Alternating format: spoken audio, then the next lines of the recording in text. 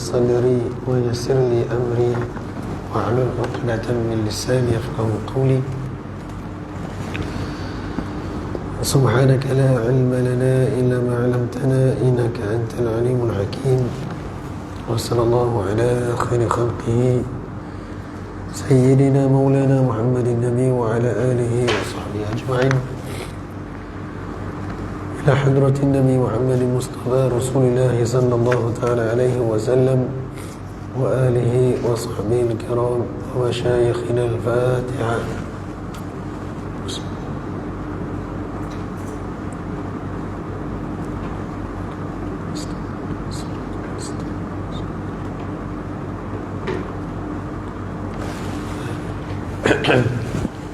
Assalamualaikum warahmatullahi taala wabarakatuh.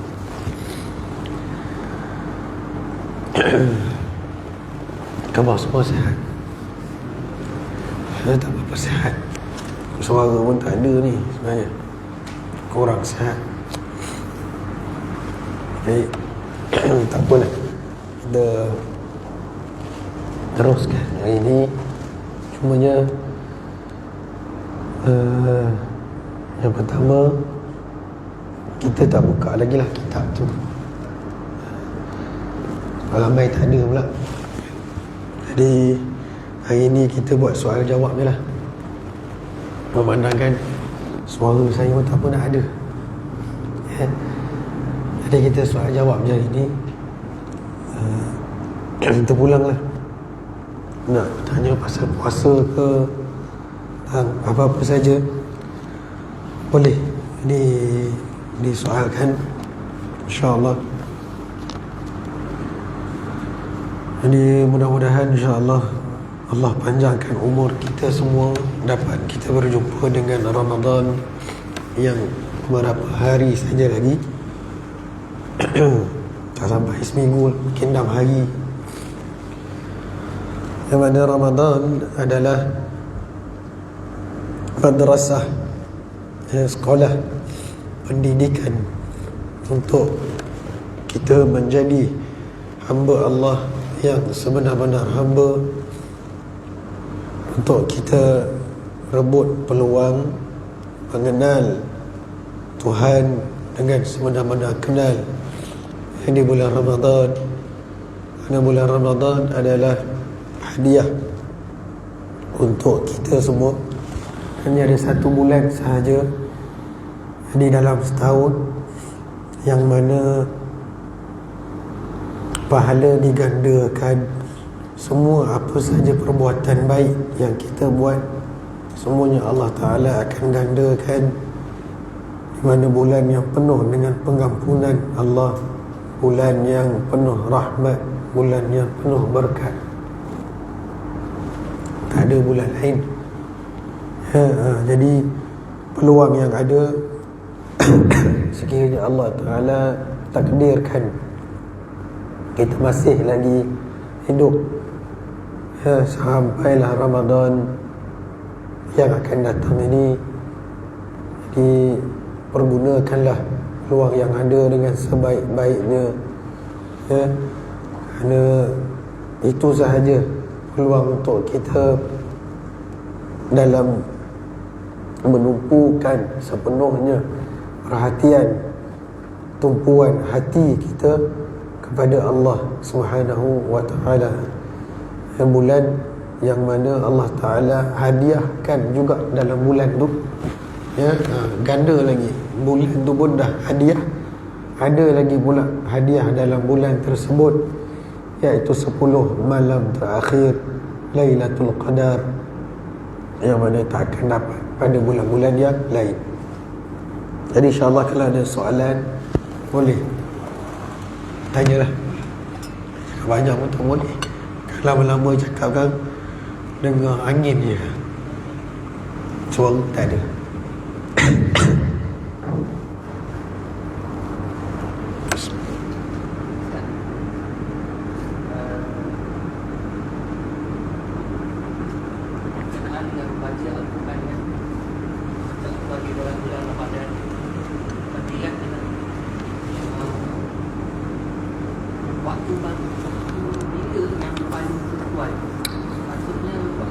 dia yang paling afdal, yang paling memberikan pahala yang paling banyak ketika dalam bulan Ramadan, sama ada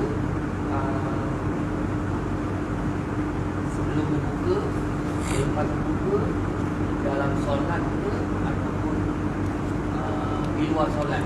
Sebab separuh orang beranggapan baca Quran tu kalau nak paling banyak pahala buat kita buka puasa, lepas tu dalam waktu solat. Sebab itu kita puasa, lepas tu dalam puasa kita sembahyang. Dalam sembahyang kita baca Al-Quran. Pahala tu bagaimana dengan Islam dalam hal ini? Baik. Jadi waktu yang afdal baca Al-Quran ataupun pahala yang berganda di bulan Ramadan, kalau dalam sembahyang sekiranya kita mampu untuk membaca dengan jumlah ayat yang banyak, itu terbaiklah. Namun ada malam yang mana, ada hari ataupun malam yang mana Allah Ta'ala gandakan berlipat-lipat ganda, iaitu 10 malam terakhir. Waktu itu kalau kita baca, ya, pahalanya memang digandakan dan berlipat kali ganda. Adapun waktu-waktu yang lain adalah seperti sebelum sahur, ya, jadi elok kita baca, ataupun sebelum berbuka puasa, bolehlah. Tapi malam yang paling banyak pahalanya di antara malam-malam yang ada adalah 10 malam terakhir. Itu pasti, itu sudah tentu. Baca Al-Quran ni tak ada masalah, bila-bila masa pun kita boleh baca. Kerana satu huruf pun kalau di luar bulan Ramadan, bulan-bulan biasa, satu huruf pun digandakan dengan 10 pahala. Ya, kalau dalam bulan Ramadan digandakan lagi sekali ganda, dan pada bulan malam Lailatul Qadar berlipat kali ganda. Wallahu alam banyak mana tu, tapi tak ada masalah, kerana Al-Quran itu sangat istimewa. Ya, cumanya disarankan kita seboleh-bolehnya dalam bulan Ramadan kita khatam, ya, khatam Al-Quran. Di mana khatam Al-Quran tu khatam yang khusus untuk kita sendiri. Ini bukan khatam yang kita tadarus. Sebab khatam tadarus kadang-kadang tak tentu kita baca sepenuhnya. Contohlah, kalau ada 10 orang satu kumpulan, ya, kalau pusing-pusing seorang 2 muka je, ya, kalau itu saja tak cukup. Kita dapat khatam, tapi khatam umum, 1 juzuk 20 muka surat atau 21 muka surat. Jadi tadarus-tadaruslah, sendiri punya amalan kena buat, ya, sehari 1 juzuk, kalau rajin 2 juzuk, ya, kalau rajin lagi 3 juzuk. Jadi sebulan mungkin boleh dapat 2 kali khatam. Ya, jadi mungkin kita berazam puasa kali ni, Ramadan kali ni nak 2 kali khatam. Ya, letak azam sehari 2 juzuk. Kalau boleh pulun lah, ya, kalau boleh pulun lah. Ya, Imam Syafi'i dia bukan sehari 2 juzuk, sehari 2 kali khatam. Ya, itu Imam Syafi'i, riwayatnya mengatakan begitu. Imam Syafi'i macam mana wallahu alam, keberkatan masa yang ada pada dia yang Allah berikan sehingga boleh khatam 2 kali sehari dalam bulan Ramadan. Jadi begitulah, sebut sedikit insya-Allah. Ya, jadi ada soalan lain?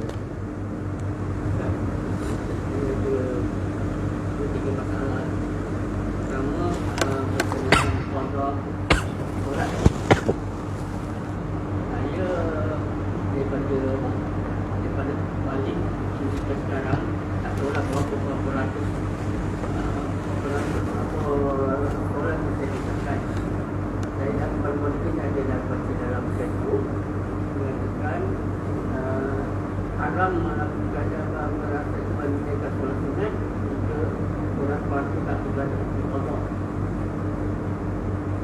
Yang kedua, lepas solat subuh kita tak boleh buat apa-apa solat lagi kan. Lepas tu kalau saya kalau solat subuh, perlukah saya baca doa kita? Dua soalan. Lagi tiga. Dua ke tiga tadi? Oh, dua. Jadi yang baru tadi saya bagi tahu tadi, malam ni kita tak buka kitab baru. Sebab masalahnya satu tadi tak ramai, kemudian yang kedua suara tak pun ada. Jadi kita badan tak sihat sebenarnya ni. Nabi gagah jugalah datang. Jadi kita buat soal jawab je lah malam ni. Soal jawab. Lebih kurang sikit, boleh rehat sikit, tekak. Baik, soalan yang pertama, perkara itu bukan muktamad. Adapun dalam mazhab Syafi'i sekalipun, walaupun kita ada solat fardu yang belum diqada, masih dibolehkan untuk kita buat solat sunat. Itu pendapat dalam mazhab Syafi'i pun ada. Jadi tidaklah haram. Siapa yang kata haram tu wallahu alam lah. Jadi boleh, tak ada masalah. Buatlah.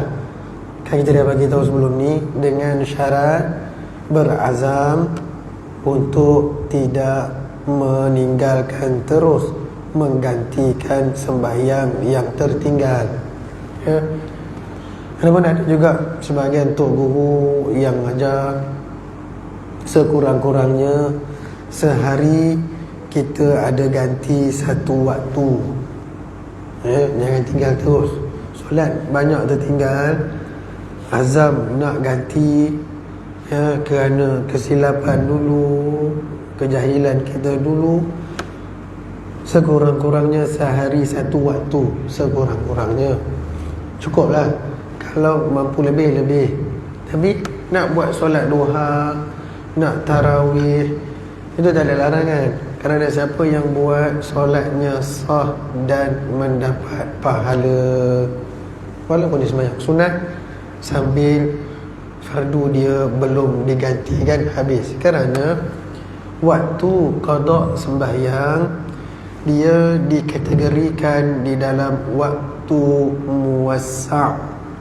Ada dua waktu dalam fiqh ni, waktu mudayya', waktu muwassa', atau muyassa'. Dua boleh lah. Waktu muwassa' itu waktu yang diluaskan waktunya untuk ditunaikan perkara yang kita dah tinggal. Waktu mudayya' iaitu waktu yang sempit, yang mana perlu disegerakan. Jadi ulama mengatakan bahawa menggantikan ataupun qada solat fardu termasuk dalam waktu yang muwassa'. Jadi boleh bila-bila pun, yang dengan syarat kita berazam nak ganti. Jadi solat-solat yang lepas, sampai bila kita dah penuh sembahyang, ataupun sampai bila kita dah ganti qada penuh. Contoh, daripada kita balik umur 15 tahun sampai umur kita 40 tahun, baru 40 tahun tu solat kita penuh. Jadi ada 25 tahun yang kita kena ganti. Buatlah sikit. Jangan tak buat langsung. Buat hari satu waktu pun tak apa. Jangan tinggal langsung. Sebab yalah, kita tinggal dulu mungkin sebab jahilnya kita, salah silap kita mohon ampun kepada Allah Ta'ala. Tapi kita nak ganti, niat azam untuk kita ganti balik. InsyaAllah full, kena ambil full penuh. 25 tahun 25 tahun lah penuh. Sehari 5, darab dengan 30, 150 hari. Maksud saya tu, dia kata dalam 10 tahun kan, 10 tahun dan 15 tahun, bukannya sepanjang masa 5 waktu ni. Sebab kan nak keluar daripada syak, ambil yang yakin terus, buat je. Lebih tu Allah Ta'ala kira solat yang mutlak ke apa, lebih tak apa, jangan kurang. Ya, 5 ke 10, 5 ke 10, yakin 10 waktu je tertinggal, ya, bukan 5 waktu. Ataupun taklah, adalah dalam 10, 8, 10 waktu, ambil 10. Kalau rasa confuse lagi, buatlah 15, 3 hari punya sembahyang. Contoh, tak tahu hari, 10 hari ke 20 hari ke, ambil lebih. Bila lebih tu confirm dah tercover dah. Jangan ambil ngam-ngam, jangan ambil dalam rasa tak boleh. Lebihkan. Bila lebihkan, kita yakin dan tenang. Alhamdulillah, insya-Allah. Yang soalan kedua, subuh. Waktu haram sembahyang salah satunya adalah selepas subuh, kecuali beberapa jenis solat yang dibolehkan. Salah satunya qada. Qada boleh selepas subuh, sebagaimana qada solat sunat pun boleh. Orang yang terlepas sunat sebelum subuh boleh qada selepas subuh, apatah lagi solat fardu. Ya, itu Jadi bahasa boleh qada. boleh. Saya salah. Ya.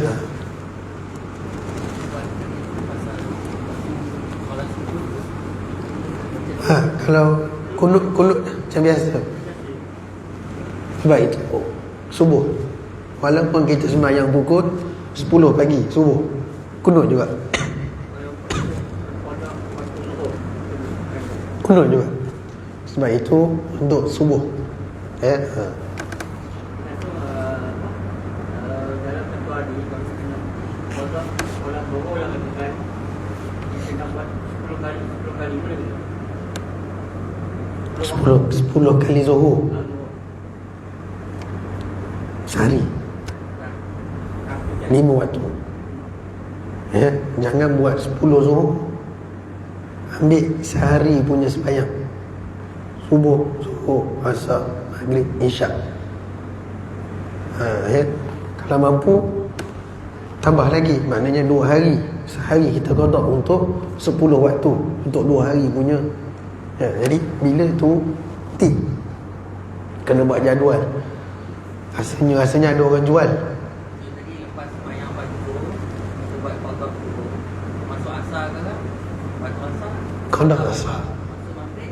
qada maghrib pun boleh. Kalau nak buat one shoot pun boleh. Terpulang kepada kerajinan masing-masing. Dah sembahyang, buku ataupun kertas jangan tinggal. Jadual tu. Ya, rasa ada jual kot. Jadual qada, beli. Ya. Sopan. Ambil beli. Dah qada subuh, dekat subuh. Dah qada zuhur, dekat zuhur. Cukup, alhamdulillah, dah sehari dah. Ada baki lagi 2000 hari. Tak apalah. Ya, mudah-mudahan Allah Ta'ala ampunkan dosa kalau tak sempat nak qada. Sebab pahala takkan putus walaupun dah mati. Faham? Pahala kita takkan putus walaupun dah mati kalau kita tinggalkan 3 perkara. Ya, Nabi dah bagi tahu, bila mati anak Adam, amalannya terputus, melainkan 3 perkara. Ya, amalan putus dah, tapi 3 perkara ni adalah pahala yang tidak terputus walaupun kita sudah mati. Sedekah jariah, doa anak yang soleh, termasuklah doa-doa kawan-kawan, keluarga, termasuk sekali sebenarnya. Ya, kita doa maghfirli muslimin muslimat pun dapat juga. Tapi kalau keluarga dia akan khusus, ya, sedekah, doa dan juga ilmu yang manfaat. Kita ajarkan anak murid kita ke, dia amalkan apa yang kita ajar, pahala dia dapat, kita pun dapat. Itu kemurahan Allah Ta'ala, ya. Dia tak macam MLM, ya. MLM orang atas, orang bawah buat, orang atas dapat lebih, ya. Tak, MLM tak aci, ya. Tapi kalau pahala, banyak mana yang kita buat, banyak itulah yang dia dapat jika kita niatkan. Kita baca Fatihah untuk diri kita, pahala huruf tu kita dapat. Bila kita niatkan sedekah, pahala bacaan kita itu pada mak ayah kita pun dapat sama macam mana kita dapat. Itu kemurahan Allah Ta'ala. No discount tak ada, ya. Tetap sama dapat. Kalau kita baca Quran untuk diri kita dan kita infak pada mak kita, Niat, yang penting niatkan. Ya Allah, aku niatkan, ya, pahala bacaan ini kepada orang tuaku dan siapalah nama-namanya tu.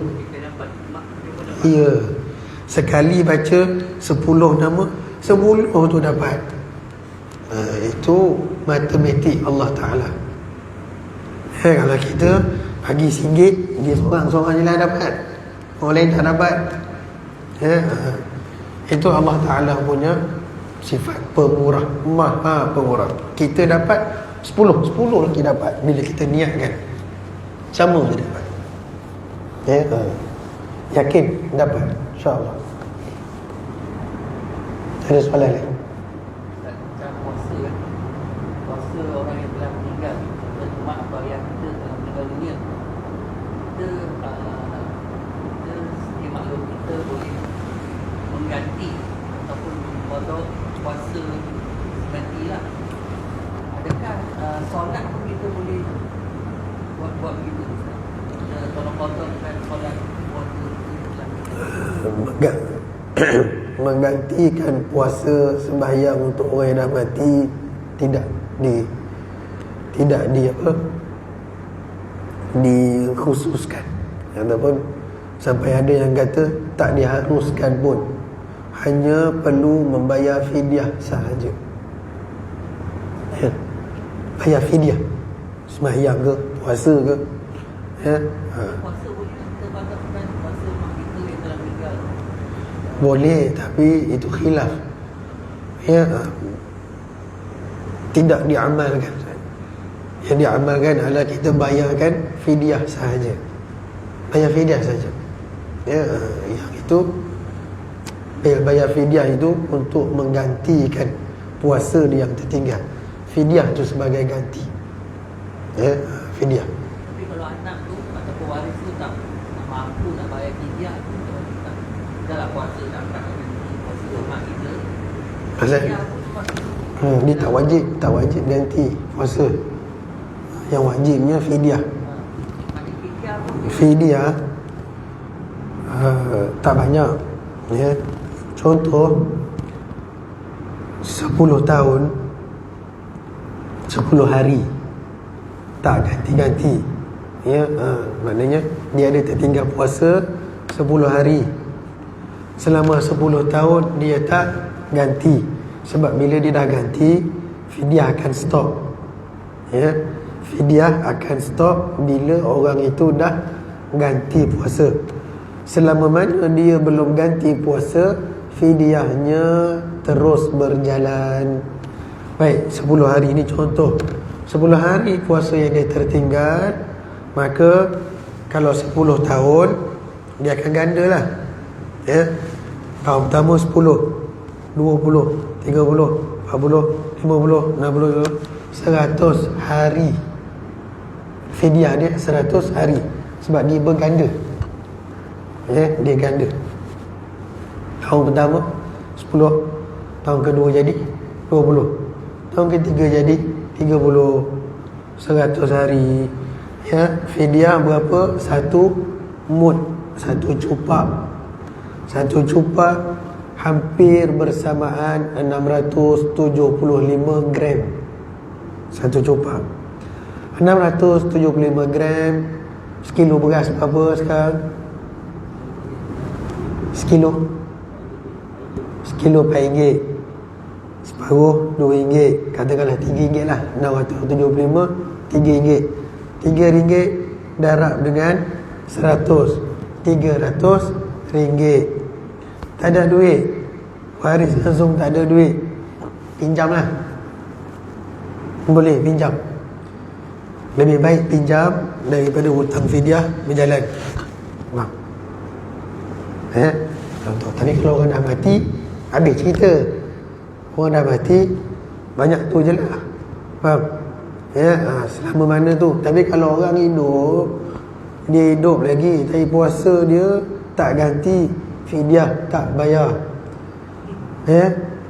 Jadi antara solusi dia, pinjamlah dengan siapa-siapa, saya nak bayar fidyah ni. Boleh, hukumnya harus. Sebab dia nak ganti puasa dan dia nak bayar fidyah.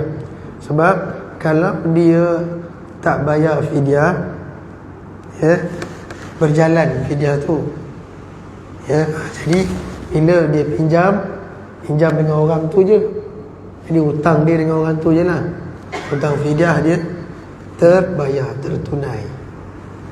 Jadi orang tu nak sedekah ke, nak halalkan, tu rezeki dia lah. Tapi boleh tak pinjam untuk bayar fidyah? Hukumnya harus, boleh. Dengan syarat tahun tu dia kena ganti puasa sebelum masuk Ramadan. Dia kena ganti 10 hari tadi dan dia kena bayar.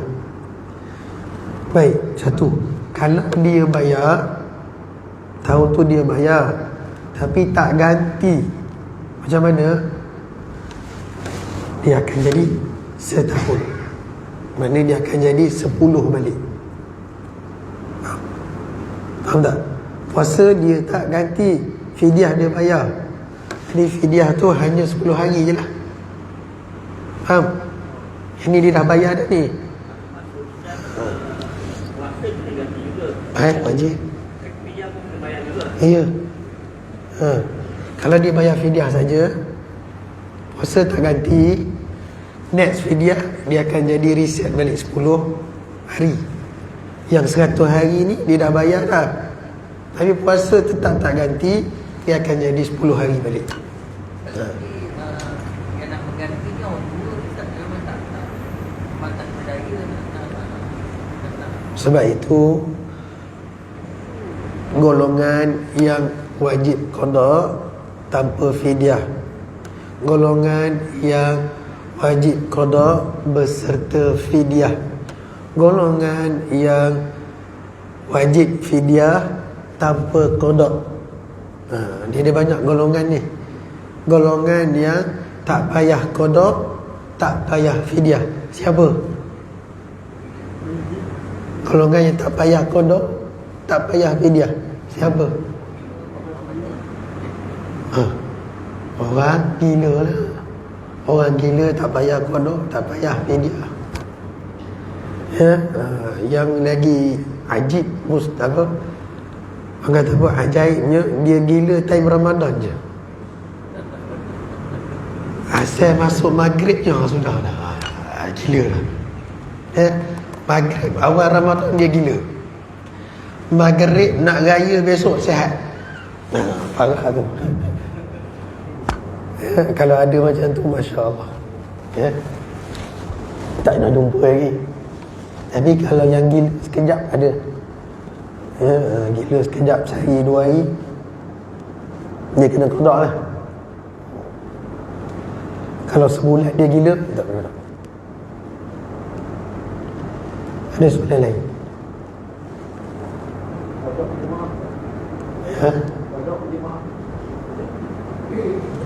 Maksudnya sembahyang qada jemaah boleh, tak ada masalah. 5 hari tu hari dia berjalan, 5 orang jalan, 5 tak sembahyang. Lepas tu balik menyesal, insaf. 5 jemaah. Jemaah qada. Pasal itu hari tak sembahyang, pergi berjalan. Boleh hukum dia. Ya, dengan syarat 5 qada. Maknanya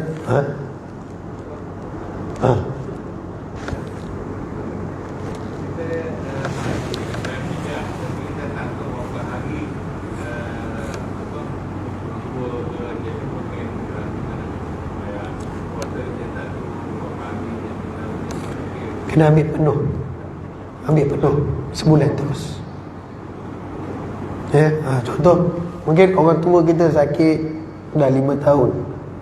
Jadi kita anggap dalam 5 tahun tu puasa dia mungkin tak penuh. Bila nak bayar fidyah, penuhkan. Ya, penuhkan. Ya, 5 tahun je lah. 50 hari lah. 50 hari. Bukan 30 kali lah. 30 kali 5 150 darab RM3 baru berapa ratus. Tak banyak. 400 setengah ringgit. Kalau nak bagi lebih pun boleh, tak ada masalah. Niat sedekah. Ada soalan lain?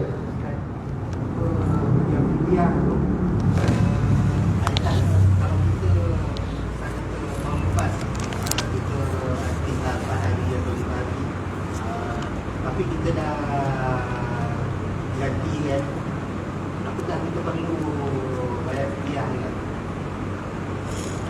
Sekali lagi.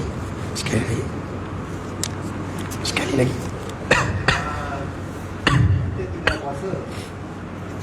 Misal kata tahun lepas lah, ada 4 hari atau 5 hari. Tapi kita dah gantikan sebelum sampai Ramadan ni lah. Adakah kita perlu bayar fidyah kan? Fidyah kena bayar jika tidak ganti dalam tahun yang sama. Ya, daripada Ramadan ke Ramadan dia tak ganti. Ya, atau daripada Syawal lah. Daripada Syawal sampai Ramadan dia tak ganti, baru kena fidyah. Ya, kalau dia ganti sebelum Ramadan, contohnya ada baki 6 hari. Tahun lepas punya Ramadan 5 hari dia tak ganti lagi. Jadi ada baki 6 hari ni, boleh tak dia ganti? Gantilah 5 hari ni. Ya, sehari sebelum Ramadan dia dah selesai. Jadi tak perlu fidyah. Melainkan kalau dia teringat lambat, ada 2 hari je dia sempat ganti, lagi 3 hari tak sempat, 3 hari kena fidyah. Ya, 3 hari tak sempat nak ganti, dah masuk Ramadan baru, 3 hari je lah dia kena fidyah. Yang 2 hari dia sempat ganti tadi tak perlu fidyah. Baik, 9 golongan yang wajib qada tanpa fidyah. Ada 9 golongan yang wajib qada tanpa fidyah. Yang pertama, orang yang sakit tak larat puasa. Ya, maksud dia ni memang tak ada harapan untuk dia sembuh. Ya, jadi dia wajib qada sahaja. Bila dah sembuh nantilah. Hari-hari yang ini dia tak wajib fidyah. Ya. Yang kedua, orang yang musafir, lebih daripada 2 marhalah, bukan dengan tujuan maksiat. Jadi dia musafir itu terlalu lapar ke, dahaga ke, dan dia buka puasa, wajib qada, tak perlu fidyah. Ya. Yang ketiga, orang yang tersangat lapar atau dahaga yang mana boleh memudaratkan diri dia. Contoh, orang yang kerja tengah panas, kalau dia tak makan mungkin mudarat, ataupun dia kerja tempat tinggi ke, boleh jadi pitam, boleh pensan, boleh jatuh, mati dan sebagainya, maka dia kena juga buka puasa. Jadi orang yang macam ni disebabkan mudarat ya, bukan sebab suka-suka. Jadi dia wajib qada saja tanpa fidyah. Yang keempat, perempuan yang mengandung atau menyusukan anak, yang mana anak sendiri ataupun anak orang lain, yang mana dia takut mudarat kepada dirinya. Ya, perempuan yang mengandung atau yang menyusukan, yang mana dia takut mudarat pada diri dia, bukan pada anak, pada diri dia. Pada diri dia, dia wajib qada tanpa fidyah. Ya. Kalau dia takut sebab anak dia yang dalam kandungan atau sebab anak yang tengah susu tadi, maka dia wajib qada beserta fidyah. Ya.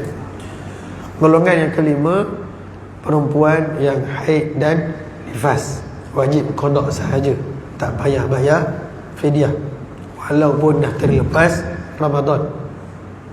Ya. Yang keenam, orang yang pengsan, wajib qada. Yang ketujuh, orang yang mabuk dan pitam sepanjang hari. Golongan yang ke-8, orang yang terlupa niat pada malam ataupun sebelum subuh. Terlupa niat, puasa dia tak sah. Sebab itu mazhab kita sunat membaca di malam pertama niat sebulan sepenuh. Kalau lupa tu, ada hari yang lupa, puasa tak dikira. Terlupa tak berdosa, tapi puasa tak dikira.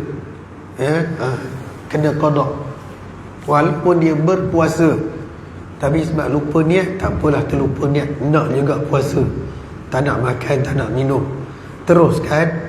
Tapi hari tu tak dikira, dapatlah pahala niat dia tu, tapi puasa tetap tak dikira walaupun dia tak makan minum sampai maghrib, disebabkan niat dia lupa. Tapi dia wajib qada je, tak fidyah. Dan yang ke-9, orang yang melakukan perkara-perkara yang membatalkan puasa. Yang ke-9 ni, dia tak perlu terus fidyah selepas Ramadan. Tetapi kalau dia buat perkara yang membatalkan puasa, dia tak ganti sebelum Ramadan yang akan datang, maka tetap kena fidyah. Sebab nak kena ingat, ada yang lepas habis Ramadan, dia memang wajib qada fidyah sekali. Faham tak? Qada dengan fidyah sekali, tak perlu tunggu Ramadan yang akan datang. Yang golongan yang ini, walaupun Ramadan akan datang, tak kena fidyah, dia qada je. Itu dua beza. Faham? Jelas setakat ni? Ada soalan ni?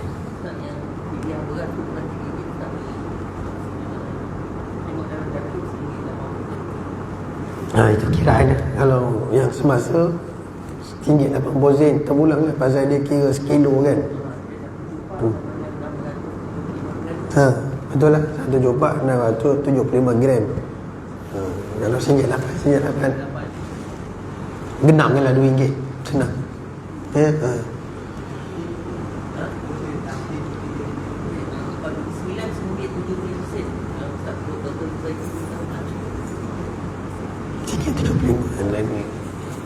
je lah, senang. 20 sen, 30 sen je. Nak kan 30 sen nak kira.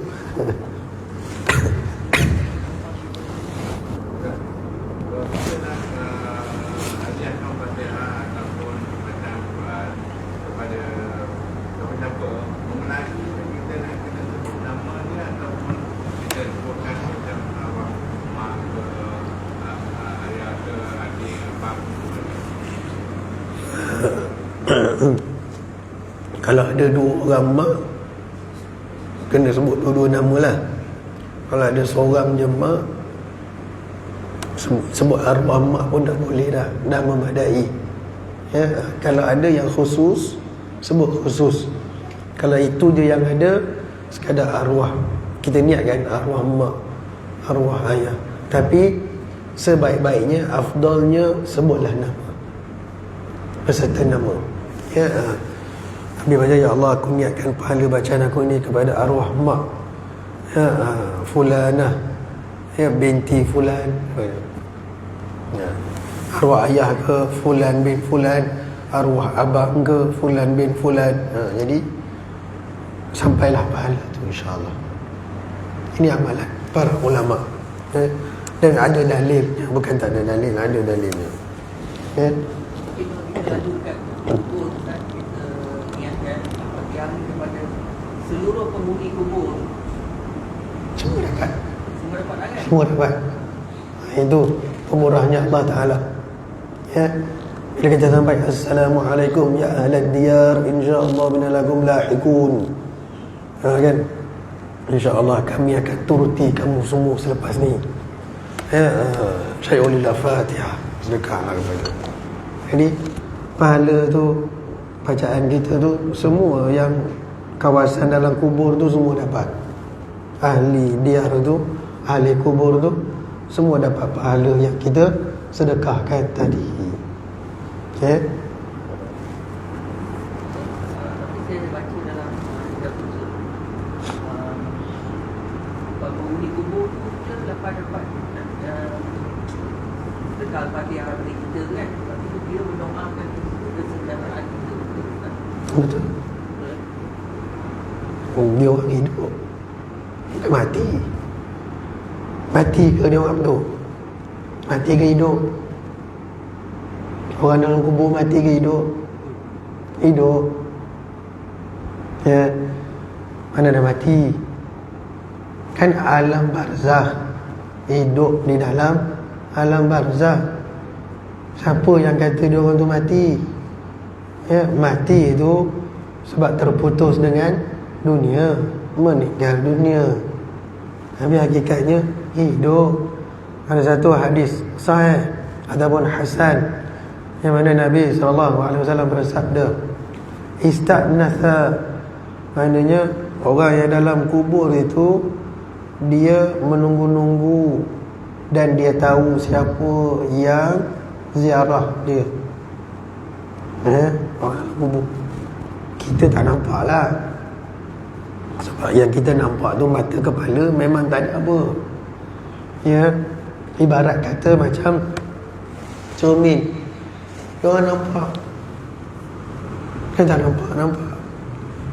Mereka yang dibukakan pandangan mata hatinya itu, yang diizinkan oleh Allah Ta'ala, boleh nampak yang di dalam alam itu memang ada. Siapa kata tak ada? Cuma dia orang tak bagi tahu je lah, secara umum saja. Tapi Nabi SAW bersabda kepada Sayyidatina Aisyah, bila kamu melangkaui kubur, maka berikanlah salam. Itu hadis tu Nabi ajar, Assalamualaikum ya ahlad diyar, mana kita memberi salam. Kalau mati tak ada situ, no point bagi salam.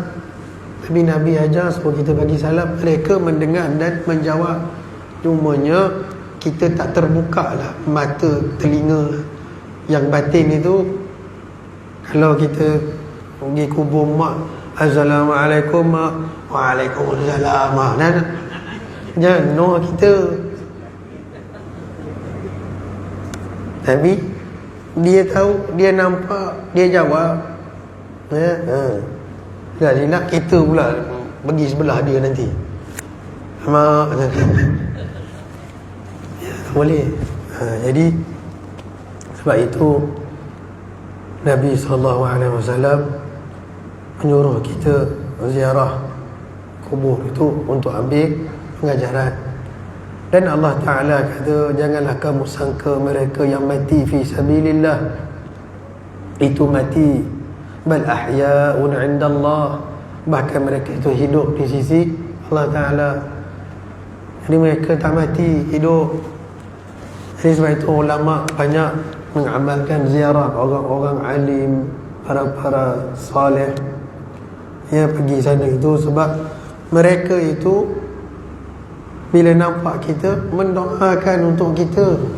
Mereka mendoakan untuk kita. Mereka tak mati, mereka ada di alam itu mendoakan untuk kita. Ya, maknanya amalan doa itu dalam situlah, dalam alam barzakh. Ya, bukannya terputus dengan amalan dunia, tetapi apa yang di dalam alam barzakh itu para arwah yang berjalan. Ya, roh tak mati, ya, roh hidup di dalam alam barzakh. Alam berbeza. Ni alam dunia, masuk sana alam barzakh. Itu pasti. Alam barzakh itu siapa yang tak percaya boleh rosak iman. Ya,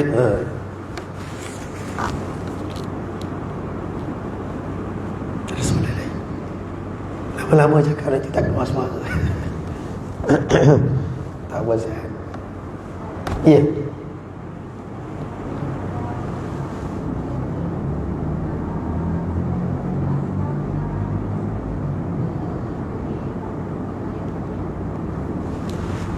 Bayar fidyah dia lebih kurang macam asnaf zakat lah.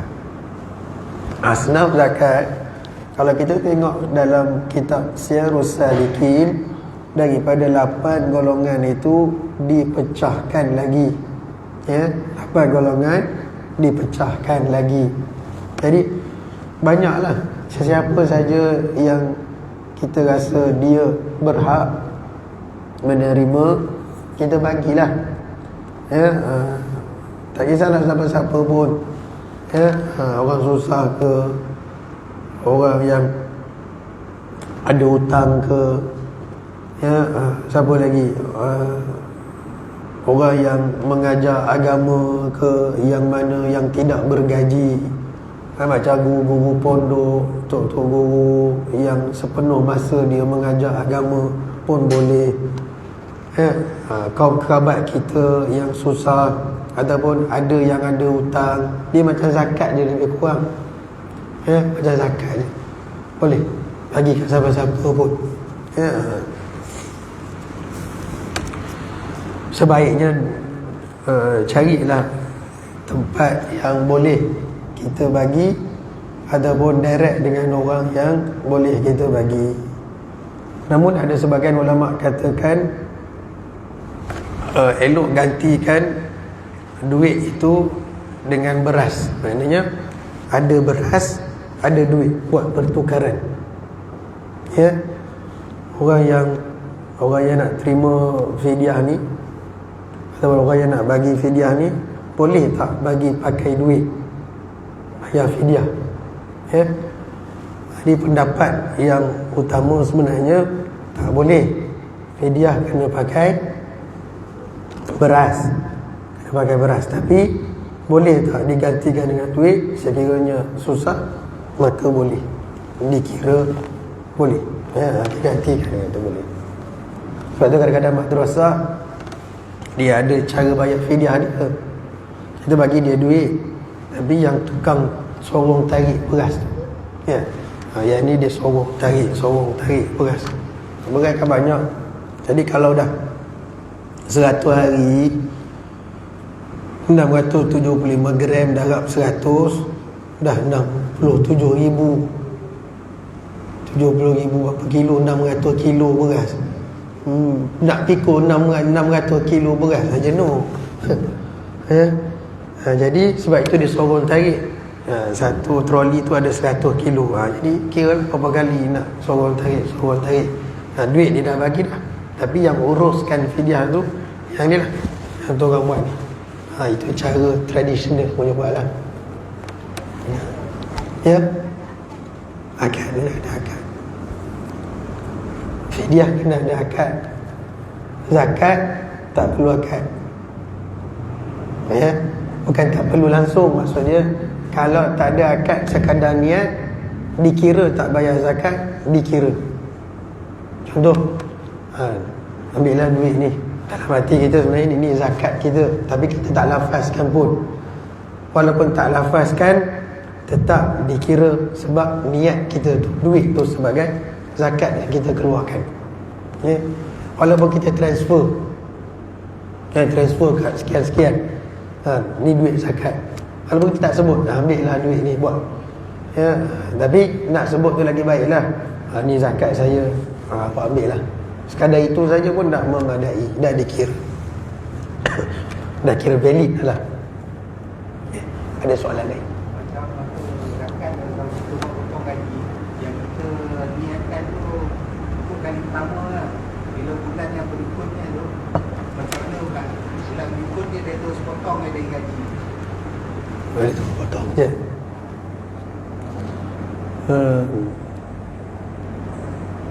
Kita dah kali pertama tu memang kita ada zakat, kita ada niat apa.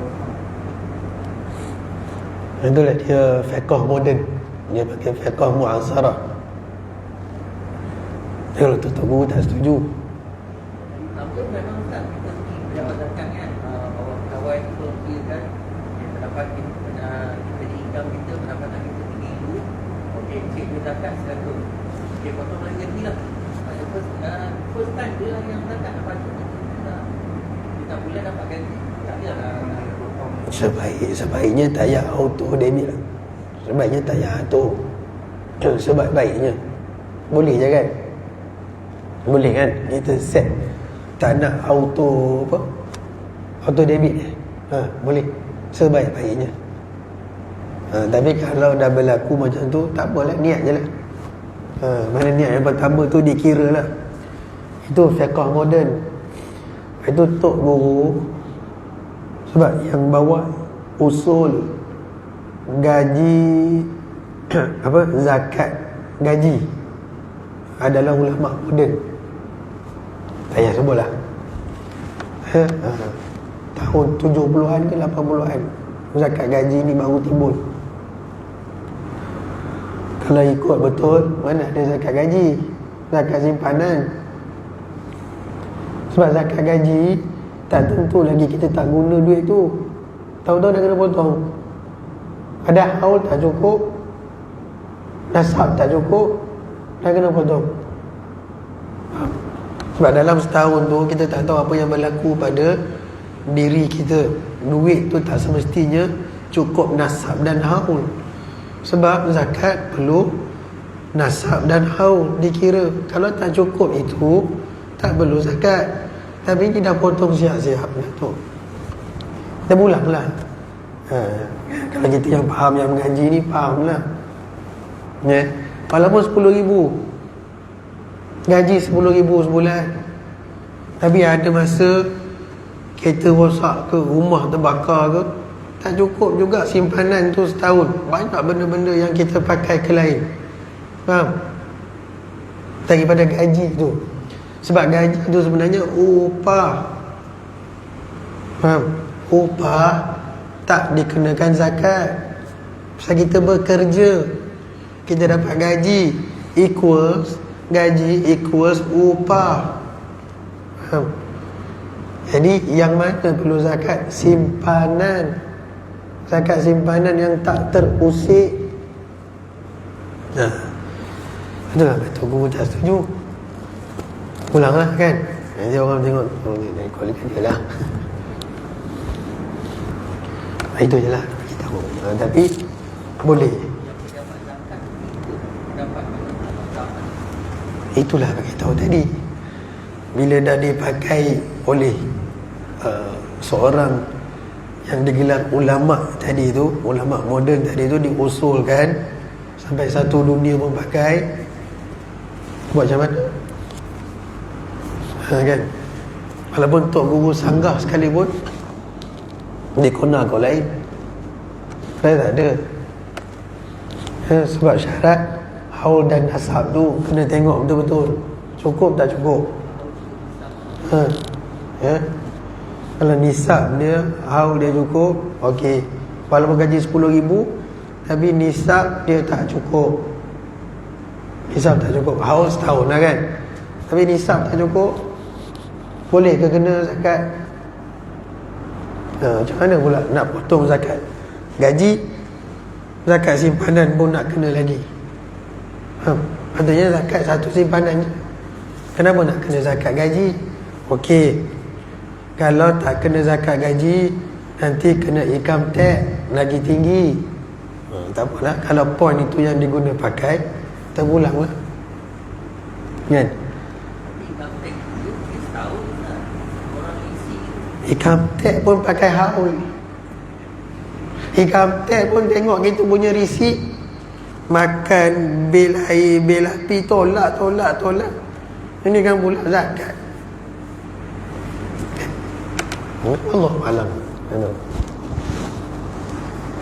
Mungkin ada orang yang lebih arif lah, tapi setakat ni macam tu lah. Kalau salah, tolong betulkan.